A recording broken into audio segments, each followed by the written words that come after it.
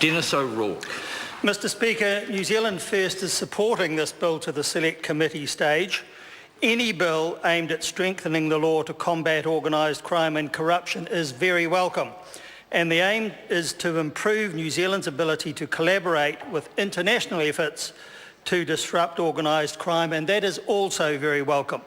New Zealand has an enviable reputation for being a corruption-free society, and international indexes commonly place us first or first equal in the least corrupt nations.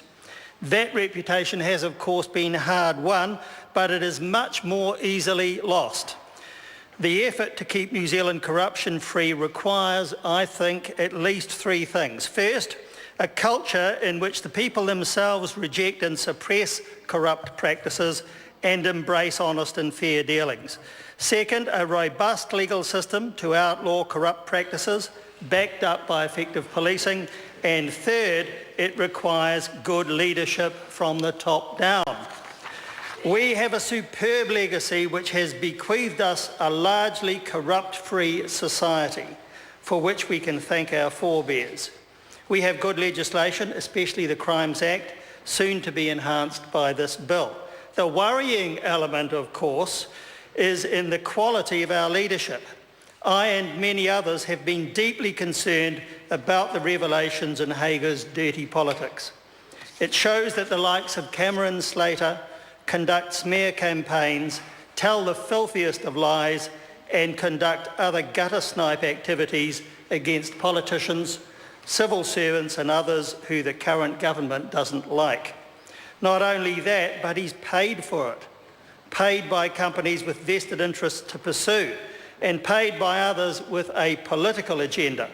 And it is perfectly obvious that the Prime Minister's office, and in my assessment, the Prime Minister himself, is involved in these activities. John Key makes no secret about his regular conversations with Slater, and he says that he does so not in his prime ministerial capacity. But few would be so gullible as to believe that. It is unfortunate that Mr Key is now able to claim a mandate to continue his dirty politics ways, so that he will now live forever in our nation's history, not only as Prime Minister, but as the Minister of Dirty Politics, because on that issue, the buck certainly stops with him. And his obfuscation about his dealings with Slater only confirm his utter lack of leadership when it comes to good practice, because he is indisputably the leader of just the opposite. Despite that failing and the risk to New Zealand's reputation resulting from the Prime Minister's dirty politics activities, and those of former ministers, especially Judith Collins, the bill does have some very useful provisions. It allows New Zealand to ratify the United Nations Convention Against Corruption and enables implementation of the agreement between the United States and New Zealand, and facilitates compliance with a number of other international conventions. Particularly welcome are the changes made to the human trafficking offence in the Crimes Act. The transnational element of the offence is removed to ensure trafficking can be prosecuted regardless of whether the crime crosses a border. There are also amendments to address gaps in New Zealand's identity offence framework to ensure that the selling, transferring, distributing, importing, exporting or otherwise making available of unlawfully obtained or manufactured identity information is a criminal offence. And similarly, making, possessing, selling, exporting and disposing of goods intended to facilitate the commission of identity-related crime are also criminalised. It is so easy with today's technology to steal information, so we need very strong laws to combat it.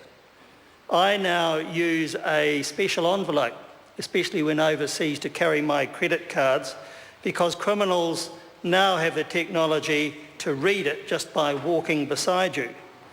Money laundering is also a booming criminal activity, needing the strongest possible deterrent. And this bill clarifies that intent to conceal is not a necessary element of the offence, and removes the requirement that the property laundered must be the proceeds of an offence punishable by at least 5 years imprisonment. And the ability to detect and investigate money laundering is also improved through amendments to the Anti-Money Laundering and Countering Financing of Terrorism Act 2009. Financial institutions will be required to routinely report inherently high-risk transactions to the Financial Intelligence Unit of the Police.